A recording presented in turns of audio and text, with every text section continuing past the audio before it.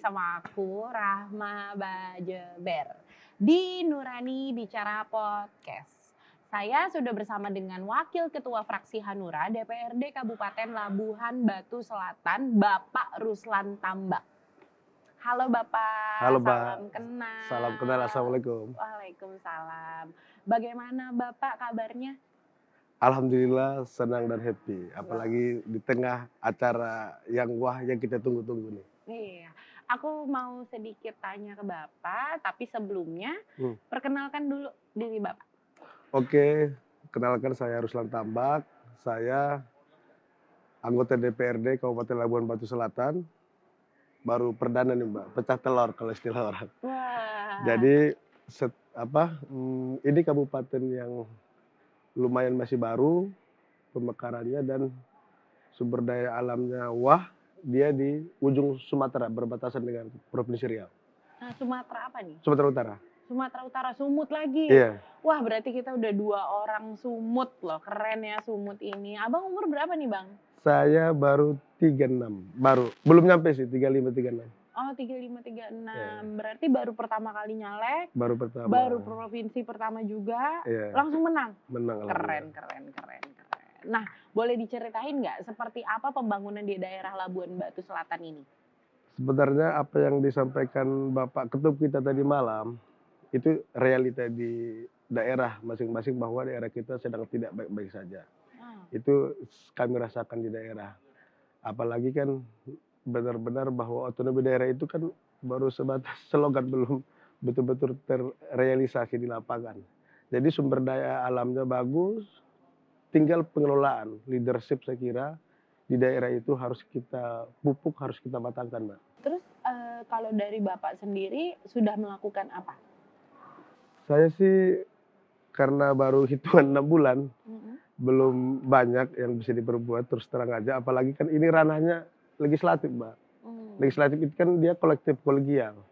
Paling yang terakhir itu kita dari fraksi Hanura karena benar-benar kita lahir dari rakyat, kita menyuarakan beberapa usulan pro pemperda yang betul-betul yang ditunggu masyarakat. Misalnya kita terus mendorong bagaimana agar di daerah kita kan banyak perusahaan tuh, baik BUMN atau swasta. Lalu kita dorong perda untuk menampung putra daerah agar menjadi prioritas, bukan berarti tidak punya kompetensi gitu. Agar ditampung di perusahaan-perusahaan yang ada, artinya putra daerah itu tidak ditinggal. Mungkin ini salah satu yang disampaikan Pak Oso tidak baik-baik saja, karena selama ini kan memang KKN itu di perusahaan juga ada. Oh iya. Jadi kita berharap itu ke depan perusahaan ini juga memperhatikan putra daerah, apalagi sekarang bonus demografi jangan jadi bonus demografi jadi masalah gitu. Bukan kita anggap sebagai peluang gitu. Partai Hanura mengedepankan prinsip daerah berdaya, Indonesia sejahtera. Kalau dari Abang sendiri pendapatnya bagaimana? Sangat sepakat 100%. Tanpa daerah-daerah maju, saya kira Indonesia tidak maju. Jadi itu seiring sejalan, ya pemerintah pusat silakan bangun pusat tapi jangan lupakan daerah. Dan harus jangan satu provinsi yang diunggulkan gitu, yang diutamakan, tapi harus semuanya gitu. Nah, harapan Abang untuk pengukuhan pengurus DPP Partai Hanura ke depannya apa nih? Ini momentum penting dan saya kira dari bimbingan teknis yang sedang kita lakukan hari ini lompatan besar saya kira. Kenapa? Karena orang masih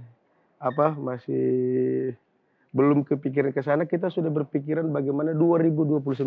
Iya. Tinggal kalau boleh saya kasih saran, harus disusun roadmap-nya, langkah-langkahnya. Tapi saya kira ini pengukuhan hari ini saya kira fokusnya ke sana untuk menatap 2029, tinggal nanti langkahnya bagaimana struktur partai, bagaimana kader-kader di bawah betul-betul dioptimalkan, mesin partai berjalan, gairah kita berpartai untuk membesarkan partai harus sama-sama seiring sejalan menurut saya, Mbak. Kalau Bapak di dunia politik sudah lama juga? Baru Jadi kali baru bergabung?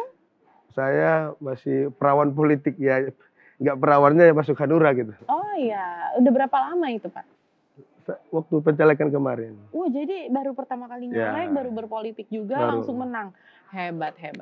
Nih contoh ya, Bapak ini keren banget loh. Apa hal yang menurut Abang sesuatu yang diprioritaskan dari daerah Abang yang bisa menonjol?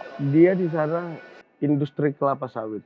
Industri itu Oh. pasti banyak turunannya gitu. Ini aja dikelola, Mhm. dimanfaatkan warga sekitar dan betul-betul bermanfaat bagi daerah itu. Ini kan biasanya industri besar seperti ini kan yang untung provinsi, pusat gitu, tidak banyak tinggal di daerah.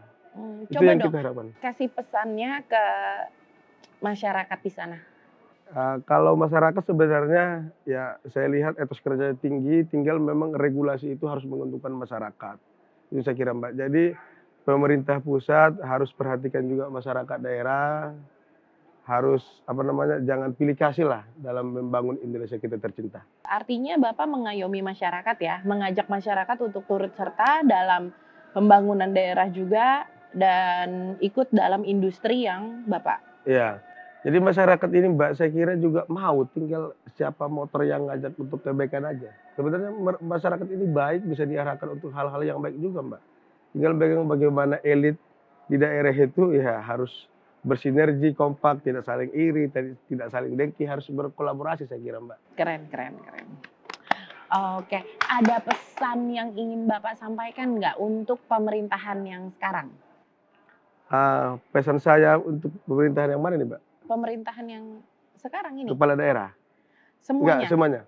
Kita berharap mari kita bangun dari hati kita. Tanya hati dulu. Saya kira hati itu nggak pernah bohong, dia akan jujur, mulut bisa bohong tapi hati nggak. Jadi bekerjalah dengan hati.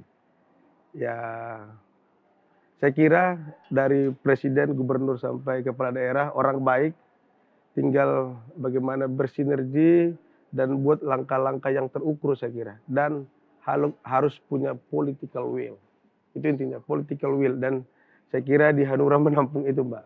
Pak Ruslan, terima kasih sudah mau podcast di sini di Nurani Bicara Podcast. Nah, ini sebenarnya perdana podcast kita ini. Semoga bisa terus menyuarakan anggota-anggota dari Partai Hanura, kader-kader Hanura yang berkarya di dalam daerah dan sekitarnya. Sampai berjumpa lagi di Nurani Bicara Podcast berikutnya. Daerah Berdaya, Indonesia Sejahtera.